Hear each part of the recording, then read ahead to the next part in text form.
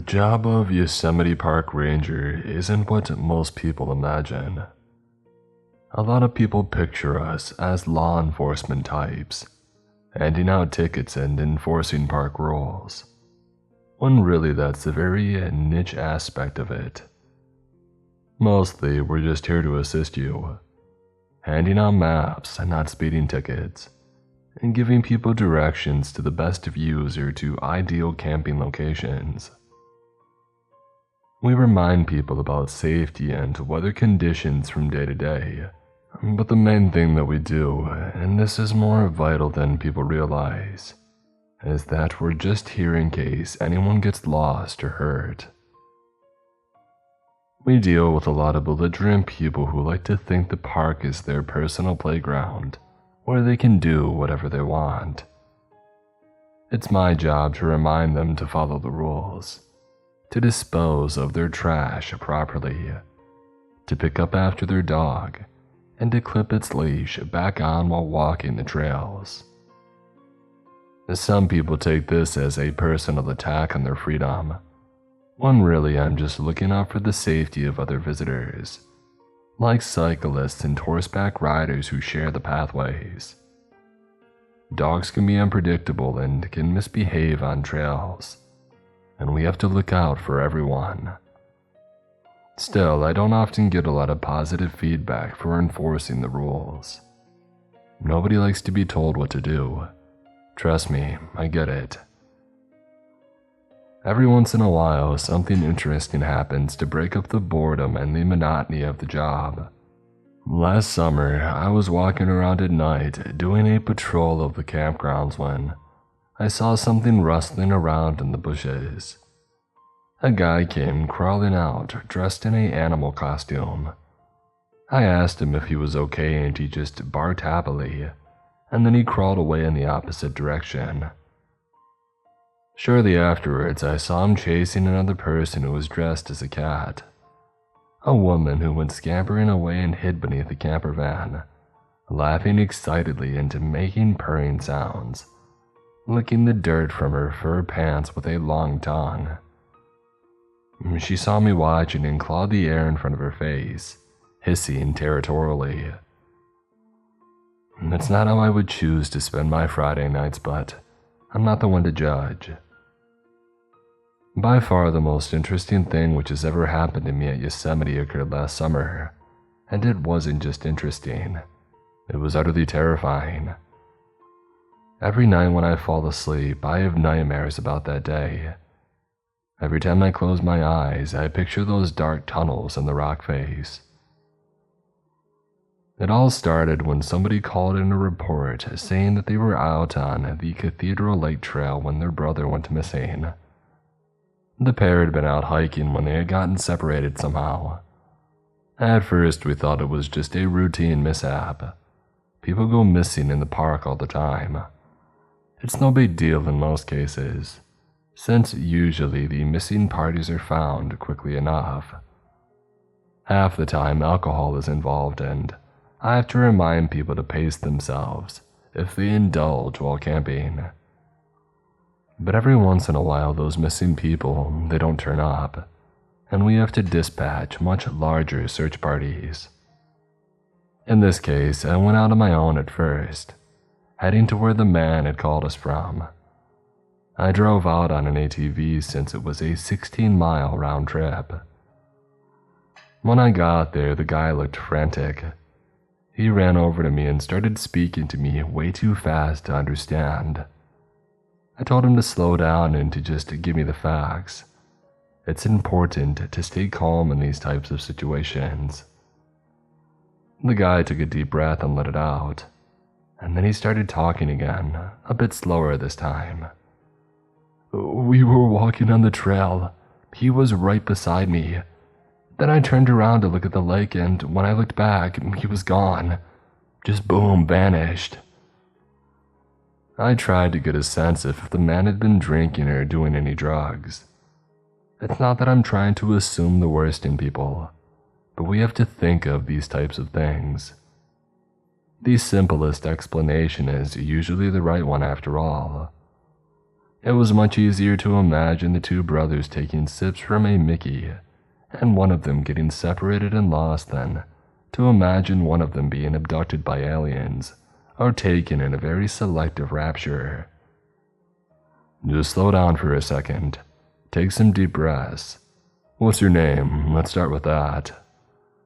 Greg, he said, his face turning a shade less purple as he began to inhale air with trembling breaths in and out. Well, okay, Greg. I took out my notepad, jotting this down, along with his last name, which I'll leave out for the sake of privacy. And what's your brother's name? Dave, he said, sniffling. I saw that he had been crying recently. Where was the last place that you saw your brother? Let's go back and retrace your steps. He started protesting, saying that wasn't going to help, but I convinced him that we had to at least try. Greg led me back a little ways to where he had seen his brother last. I walked back here already, and I looked all around before calling you guys. I thought that maybe he went off the trail to take a leak and had tripped or hit his head. Something like that, I don't know. I was grasping at straws, but I think something. He hesitated. Something what? I probed. Do you think something took him? Like those stories that you hear about? He sounded embarrassed, but I tried to get more out of him and asked him which stories that he was talking about. You know, you hear stories about Yosemite and other national parks. I'm sure that you've heard them, even if you're not in on the conspiracy. Stories where people go missing like this and it makes no sense. Someone turns their back for a second and their son or their sister, whoever it is gone. Disappeared like Dave. I saw it on YouTube. Uh-huh, I replied. Not sure what corner of the internet this guy had been visiting. Well, that doesn't happen around here, I can assure you. Let's keep looking. I'm sure that'll turn up. But the longer that we looked, the less we found. It really did seem like the man's brother had just vanished. I was about to call in for more support, maybe even a canine unit, when the man had yelled from a little ways off the trail saying that he had found something. Following the sound of his voice, I eventually came to find him at the base of the mountain, face to face with the granite wall. At first, I didn't understand what he was doing there, but as I got closer, I saw there was actually a cave which was well hidden in the rock face. It blended in perfectly with the mountainside until you were almost nose to nose with a pale gray stone. "Hey, good job," I said, patting him on the shoulder. But then I looked at our surroundings, getting nervous. We were pretty far away from the path and the thick part of the forest, which was overgrown and tangled with vines and shrubbery. "Do you think he would have gone into this cave on his own?" Greg looked around as if checking to see if his brother had left a message for him, but there was nothing. "I don't think so. It's not like him to just leave me on the trail alone either, especially not for this long. If this was a prank or something, he would have come back by now. I can tell that something's not right." "Has your brother played pranks on you like this before?" I asked. The man was in his 20s and his brother was probably of a similar age. Young men occasionally got lost or injured trying to scare each other by pulling pranks or filming videos in the woods. It was rare, but it had happened before. "Once or twice," he admitted. "I didn't call you guys for a while because I thought that he was messing with me. I wouldn't put it past him, but not for this long." I was getting annoyed. Mosquitoes were biting my neck and I was sweating in the heat of the afternoon, after having marched through the foliage for hours. I imagined the guy hiding inside the cave trying to scare his younger brother. Maybe he had fallen asleep in his dark hiding place, or he was just pushing it too far, but either way, I was upset. If this was a prank, it had wasted most of my afternoon. It probably annoyed me even more because I had my own older brother who had played tricks on me more than once in my younger days, and this was bringing back those memories. "All right, you can come out of there right now," I yelled, marching into the cave, thinking that the young man would be hiding in the small alcove. I turned a corner and saw a dark tunnel, leaping deep into the darkest recesses of the granite. This made no sense. As far as I knew, there was no tunnel in this location, especially not one of this size, but it had been well hidden, nearly invisible in the rock face. I wondered if anybody knew about it, and I wondered if it was safe. I didn't feel comfortable going any further. The dark space looked like it went on for a long, long way into the distance, and I was getting an eerie feeling standing there. It felt like I could almost hear voices whispering from all around me. The words were lost in the echoing cave, and I got a strong sensation that we weren't alone, like icy fingers walking slowly up my spine. The other man came in behind me, marveling at the cave for a second before continuing to press forward. "Come on," Greg said, forging ahead. "He might be in trouble." He was anxious to keep going, not scared enough of this horrifying place with whispering voices coming from the shadows, and his apparent lack of fear made me twice as scared. "I'm going back for help," I said, shuffling backwards. "It isn't safe. Nobody knows that we're here." My training and my instincts were overwhelming my curiosity, but Greg didn't seem to care about the dangers. The man continued going forward, disappearing into the darkness. A few seconds later, he was gone, and there was no indication that he had ever existed in the first place. "Greg?" I called out into the black abyss. There was no response. He might as well have been a ghost. An overwhelming urge to follow him rushed over me, and I took a few steps forward, feeling hypnotized by that black tunnel leading on and on forever. But then I shook my head, slapping my face as I tried to wake myself up from whatever trance I was in, which was overruling my common sense. I turned around and left the cave, my legs shaking and my hands unsteady as I called for assistance. After meeting the search party back at the trail, we went through the woods again to find the cave hiding within the 10,000-foot tall rock face of Cathedral Peak. But it was gone. I remembered having trouble finding it the first time and thinking that it was well hidden among the pale gray surface of the mountainside. You had to be nearly face to face with the wall to see it, since it was so invisible among the crags and boulders. I tried to tell my supervisor and the other members of the search party, but they didn't believe me. They said that there was no tunnel there. They looked for hours and they found nothing. Helicopters swept the area in more teams with more dogs, bloodhounds and German shepherds, but nothing was turned up. There was no trace of anyone else having been out there except for me. Dumbfounded for the rest of the week and for the rest of the summer, I couldn't really focus on anything. My mind kept going back to that conversation that I had had with the man on the trail named Greg, the man who had lost his brother and then disappeared into a cave that didn't exist. More and more I began to wonder what would have happened if I had followed him. It took a full year for me to build up the courage to go back out to that exact spot again.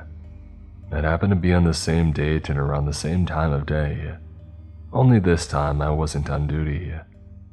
It was my weekend off, so I had plenty of time to comb the area for any clues. My backpack was full of provisions and I had enough to last for a night or two in the woods, and maybe longer if need be. Somehow I just knew. I had a feeling that if I went back on that day at that time, that it would be there. The cave that didn't exist. Cathedral Peak loomed above me, getting larger as I made my way through the forest, moving toward it. The gray clouds above were shrouding the sun in darkness, while the thickening canopy blocked any remaining light from overhead. A chill ran through me, causing me to shiver involuntarily as I laid eyes on the black hole in the rock face, so plain and clear to see now. Taking a step forward, I found myself standing right in front of it, and I reached up my hands to feel the outline of the entryway, as if to confirm that it was real. It was. I took a deep breath, like a diver about to submerge, and I went inside. The air was cold and damp with a strange coppery smell. My flashlight was on my belt and I grabbed it, but then decided not to turn it on. I was getting a strange feeling like I was in an unsafe place and I needed to stay silent and hidden. There was a sound coming from up ahead which I couldn't place. It was a slurping and chewing sound, like someone tearing meat from bone with their teeth. As I went deeper and deeper into the tunnel, the air became colder, and so damp that I felt droplets of water running down my face and into my eyes. A trickle of light was filtering in somewhere as well, causing the cavern to faintly glow in places. The air seemed to shimmer and dance in front of my eyes as I went deeper and deeper, feeling entranced as I stumbled along in the shadows. Faintly, I realized that there was something wrong with me, as if I had been drugged, but I no longer cared. In fact, I found the sensation to be quite pleasant. And then I was abruptly awoken from my daydream as I came around a corner and saw the horror unfolding within the guts of Cathedral Peak. I couldn't possibly explain what I saw down there, and the shadows obscured most of it, drenching the monstrous creature in darkness. But the impression I got was of something like an octopus or a squid, crossbred with an oversized plant or a fungus, sucking and slurping, chewing and crunching something between its teeth. After a few moments of inspection, I realized that it was a person's face that was being eaten, as the details could just barely be seen in the dim light of the cave. The skin, it was being stripped from its cheeks, the eyelids being ripped off, and the lips peeled back and slurped up like noodles. And tentacles like tangled vines were everywhere, slithering and sliding across the pale gray stone all around me. At first, I thought that it was mud beneath my feet, but as I came fully to my senses, I realized that it was blood, mingling and mixing with the dust beneath my feet, creating a dark and toxic red slurry, which sucked at my boot heels. The tentacle vine things were everywhere, I realized with a numb shock. My feet were actually stepping on some of them, and I was amazed the creature hadn't noticed me yet. But it was obviously too caught up with whatever meal that it was currently ingesting. Feeling very glad that I hadn't turned on my flashlight, I began to back away very slowly, my boots crunching across the writhing tentacles. A sick knot in my stomach was rising up and threatening to make me puke. Fear and revulsion were twisting my gut. My mind was spinning and my thoughts were racing, understanding that there was a very good chance that I would never leave this place. I tried desperately not to step on any more of these squirming, writhing tentacles which moved and twisted on the floor of the cave, soaking and basking in the blood which had been spilled everywhere, like pigs rolling happily in the mud. There was no possible way that there could be so much of it, I thought. No one person has this much blood. It was like a river. And then I saw the others. They were hanging suspended from the ceiling, from the walls, from everywhere in my vision. Amidst the purple vine tentacles, they breathed in and out, still being kept alive, but just barely. Dozens of them were strung up and down the length of the cave. Their chests were rising and falling with weak breath, but none of them opened their eyes or were speaking. It was like they all were stuck in a trance, like they were sleeping. After a few long moments of searching, I found him. Greg, the hiker from the trail who was looking for his brother. He was hanging upside down from the wall just beside me, his eyes closed. Parts of him were missing, a piece of his cheek, a part of his hand, but the wounds were slowly healing. The creature, whatever it was, kept its victims alive down there, I had realized.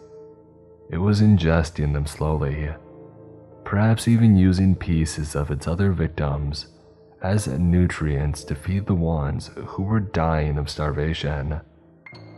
Like an otherworldly pyramid scheme built of blood and human remains. Shaking that mental image away, I grabbed a hold of Greg's shoulder, hoping to wake him up quietly.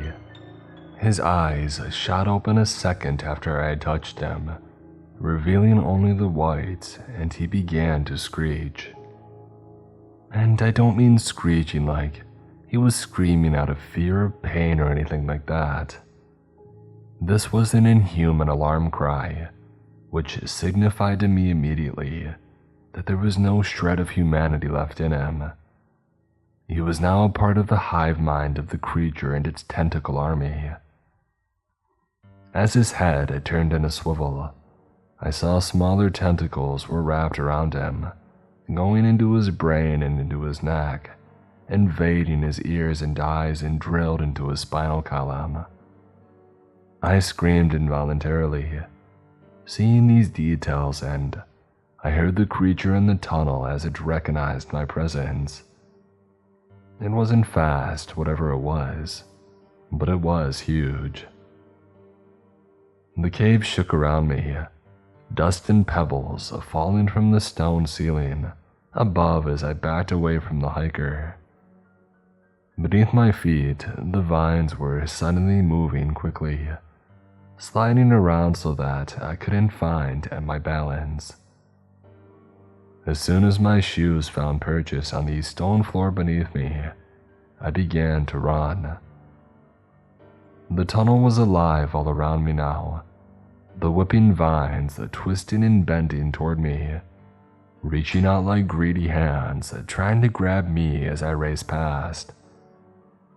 Looking over my shoulder, I saw the amorphous creature's central girth was finding its way through the cave, and it was moving my way a lot faster than I would have thought possible. But then again, I wouldn't have thought that any of this was possible before living it. The light of the entryway was just up ahead, and I could smell the fresh air, and I could see the sun. And then my feet suddenly slipped, as if somebody had pulled a rug out from under me, and I went crashing to the ground face first. My jaw closed hard, and I bit the end of my tongue, causing it to bleed, the taste of copper filling my mouth a second later. I tried to get to my feet. The mental image of those poor trapped people could be seen clearly in my mind's eye. In retrospect, I think the creature, whatever it was, it needed us to be unsuspecting. If we were aware of what it was doing, its hypnosis wouldn't work. Maybe it was a chemical that it released which caused people to want to explore the cave. A pheromone like insects used to communicate. But it didn't work as well if you knew about it and if you understood its purpose. It released some more of that pheromone or whatever chemical it was using to lure people in, and I could actually feel my legs growing a bit heavier, my eyelids too. It was like I had suddenly just worked 3 night shifts, and I really needed to sleep. But then the wave of hypnosis passed and I felt the rumbling of the ground beneath me, and that broke me from my trance again. causing me to scramble to my feet from the cave floor and run. As I neared the cave entrance and sprinted towards it, leaving my backpack far behind in an effort to lighten the load, I saw the rocks were actually closing in, tightening the gap. The entryway was shrinking somehow. It was the vines, I realized. They were what was camouflaging the entrance, their color changing to match the pale gray stone. I picked up the pace, the twisting forms beneath me making it even more difficult. I didn't dare risk a glance over my shoulder, feeling the rumbling of the floor and knowing that the bulk of the creature was just behind me closing in.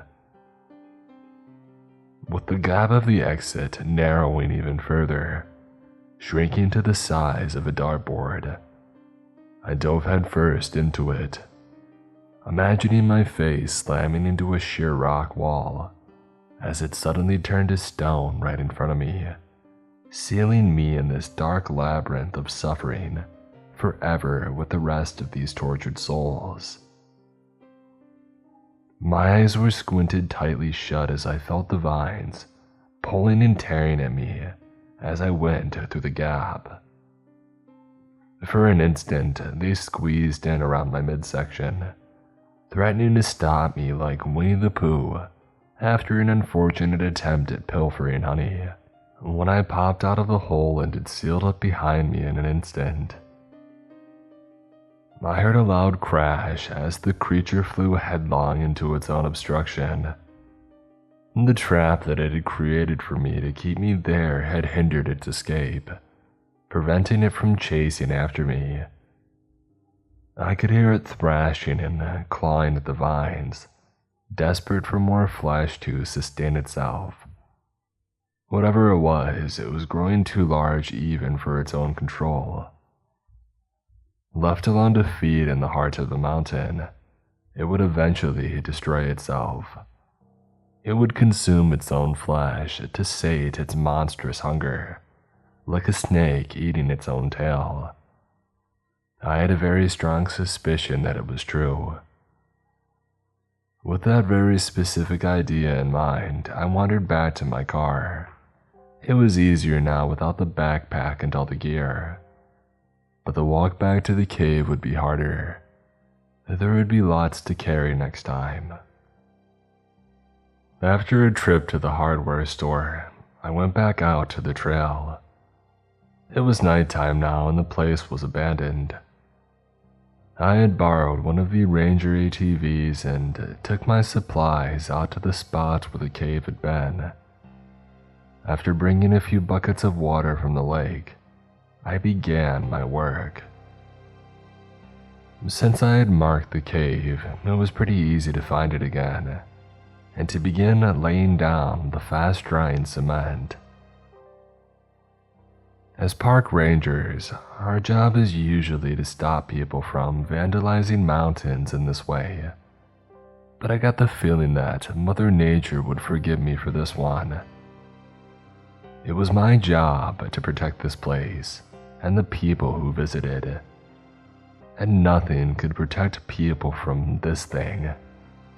It was best to seal it away forever and let it slowly consume itself. Without a fresh supply of hikers, it would eventually run out of calories. It would eventually expire. It was only a matter of time. The vine tentacles squirmed beneath the layer of cement, groggily reaching out for me, trying to pull me in. I grabbed the trowel and slopped on another thick coating and watched as it rapidly began to dry, and the tentacles began to smooth out and settle down again, falling back asleep. The inhuman shriek could be heard from inside again, much louder this time, as if all of the hikers who the creature had abducted had all woken up at the same instant and for just a second realized their predicament. "Sorry, Greg," I muttered to myself, alone in the dark forest. I told you not to go in there.